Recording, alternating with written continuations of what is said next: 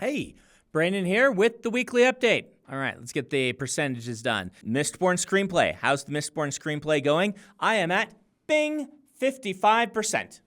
Made another little inch forward on that into the second half of Act 2, which is always a difficult part to write. So kind of in the whole snarl going on with Vin going to balls and learning to be a Mistborn and all of this stuff. So lots of fun. And I feel like I'm making good progress. Jancy's work on Book 3 of Riftwake is at, bing, 20%. So, nice motion on those things. So, what else do we got going on? So you may have noticed that my Magic the Gathering book, Children of the Nameless, was done through Subterranean Press. They're specially pressed. They do very nice work. They released an expensive limited edition a little while ago. Now they're releasing what they call their trade edition. So this is a $45 version, which is much cheaper than their limited edition. Still a little on the pricey side, I recognize, for a novella, but it was illustrated by Cynthia Shepard, and it's quite gorgeous. And if you are a fan of Children of Nameless, I'm quite proud of the story. The story I wrote for $1 because I couldn't help myself. They called me and said, "We'd like you to write a story, Brandon." They had all these pitches, and I said, "No, I'm going to write my own thing. I won't take any money for it. You just got to let me do my own thing." And they're like, "All right, do your thing, Brandon." So I did my thing, got it out of my system.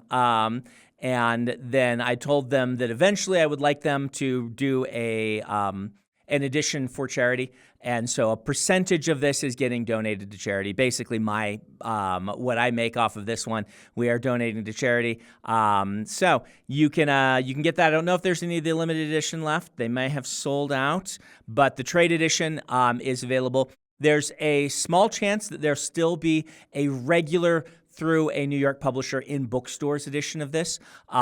So if $45 on this is a bit of a steep price tag, there is potential that there will be an eventually even cheaper edition. But this is just a little fun side project that we did, and it's kind of a fun side thing for me and for Wizards. So we get things done with it when there's time between the cracks of other things that we're working on. I'm just happy that we finally got one out. Thank you to Wizards for letting me play in your playground. So I will be visiting Atlanta in a couple of weeks. It's pretty close, right? Right around 2 weeks from when I'm recording this. John Scalzi, my evil nemesis, and I will have an author event together on Thursday, April 16th, 7 until 8 p.m. at the Decatur First Baptist Church. Tickets have sold out to this, but we will be posting the full video on YouTube. And even if you can't go to the event, or you are not interested, or the tickets sell out or sold out or whatever, we will have a pop-up shop at the church throughout that full day as well. So you can go. We should have some signed books there. I don't know how long those will last, but we'll have signed books, we'll have merch, we'll have all sorts of things just there at the church all that day. So April 16th, stop by. We want to do a test run on having pop-up shops like this, where I sign a bunch of books ahead of time and we have the shop pop up for a short time, and when we're in a place, so that you don't have to go to an event or go to a convention in order to go see the Dragonsteel shop. So I'd love feedback on whether you like this, if this idea works for you, if you're in Atlanta and can't make the event, if this was convenient for you. These are all really helpful things to know. So give that a look. There should be some really fun things there for you to check out. What have been going on YouTube lately with me? Well, I've got two things for you to go watch. My interview with Jay Kristoff is live. That was a fun interview. He came through town, and I went up and hosted him, as I like to do when authors come through town. The other thing is I did finally see Project Hail Mary a bit later than the rest of you. It took me a couple of weeks. My schedule can be a little bit complicated. It was fun. We went to the theater to go in, and we walked in, and it was Super Mario Galaxy. And it turns out that our tickets had gotten mixed up, and we had tickets at the wrong theater, so we ended up going to the other theater and eventually seeing Project Hail Mary. For a short time, you were going to get a Super Mario Galaxy review instead. I'm sure you would all love that. But I did make it to Project Hail Mary. I did get to see get to see Grace on screen, and that was a lot of fun. The review will go up on Thursday. Spoiler again, I liked it. So, and I hope you enjoy the review, but if you haven't seen the movie, go see it. If you haven't read the book, it is spectacular. So, read the book. Spring break is right around the corner, and if you're itching for something to do, my team suggested to me that I tell you what I've been reading lately.